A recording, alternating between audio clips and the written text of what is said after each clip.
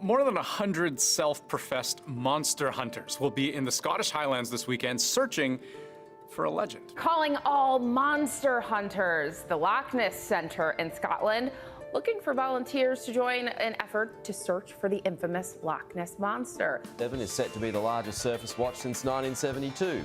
We'll be focusing on the banks of the lake for signs of life. The hunt for the ever-elusive beast has been dubbed Quest Weekend. And hey, let's just tell it like it is. She may not make an appearance. There's no such thing as a Loch Isabel, Ness I am Monster, so is there? disappointed you think that.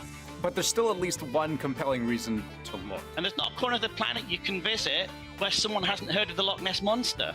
This is true. It's good for tourism. So yes, like Bigfoot, like the abominable snowman, the Loch Ness Monster isn't real. But her draw to the Scottish Highlands is. And this renewed search comes at a time when global tourism has taken a big hit. This boat trip on Loch Ness is used to serving people from around the world, but numbers of foreign visitors are noticeably down. When you think about the Loch Ness Monster, you probably think about this picture, published in the Daily Mail in the 30s. And although one of the people involved in taking the photo eventually admitted on his deathbed to staging it, the hype and intrigue were very real.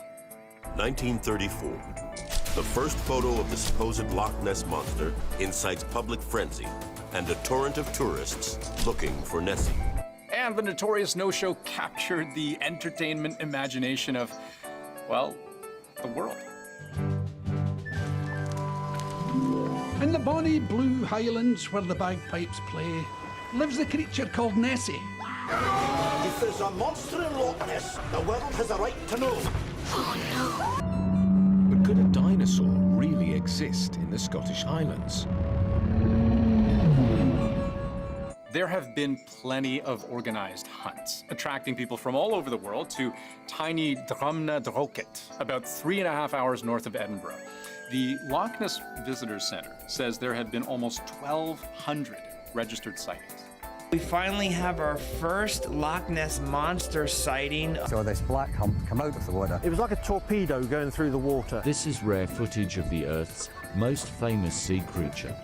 Now those reported glimpses, they matter because they're what's keeping the myth alive. When I was 7, came here on a family holiday and there was a gang called the Loch Ness Phenomena Investigation Bureau. Right. Snappy title.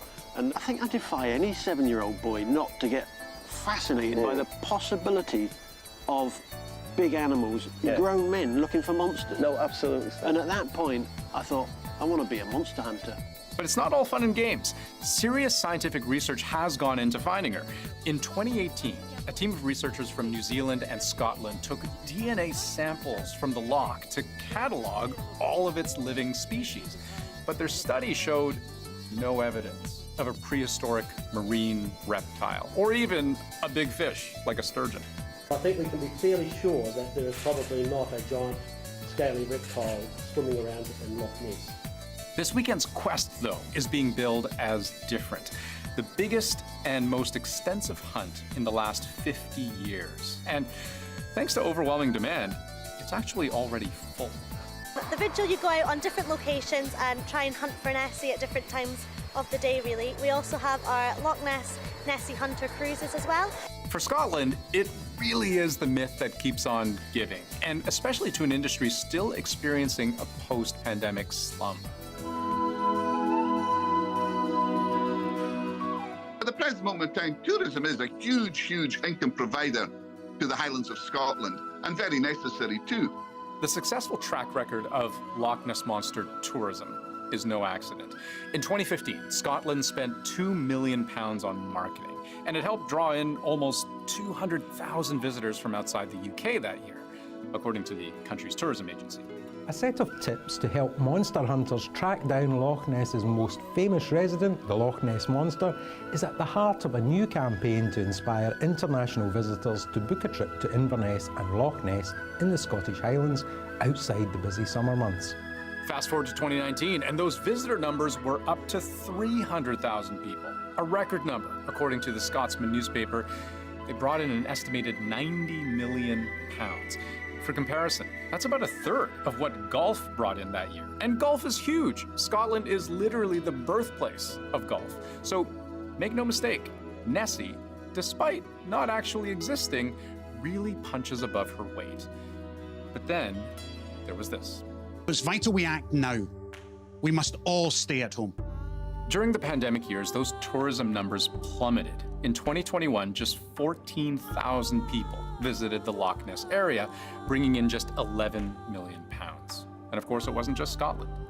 No flights, no travel, no tourism. Tens of millions of jobs are at risk as the pandemic upends holiday plans. But the myth of the Loch Ness Monster is helping Scotland bounce back. Post-pandemic, the interest in the subject has probably never, ever been as great as it has been in the last period of months since the pandemic. It's a win-win situation at the end of the day. You're talking about a space that's 850 feet deep, 24 miles long, 1.5 miles wide. It is enormous. So who are we to say that there is nothing there? Oh, there's something there, all right. Money. Restaurants, hotels, they're all full and have been all summer. The impact at the present moment in time is you can hardly get a room here. Now, it's too soon to know exactly how much this year's hunt will draw in, but the early predictions are pretty good. So everyone wins. Except maybe the hunters. Now, don't get me wrong, they are taking this seriously with infrared cameras and drones, a hydrophone, which is basically an underwater microphone. They're bringing in equipment they say has never been used in freshwater before. There will be like a small army of enthusiasts on land looking for any kind of sign. It really is all hands on deck. At the end of the day, if it's real, it's real. If it's not real, it doesn't make one iota of a difference as far as the economic impact to this area is concerned. And you know what? We at About That wish them luck. You're gonna need it. We'll be right back.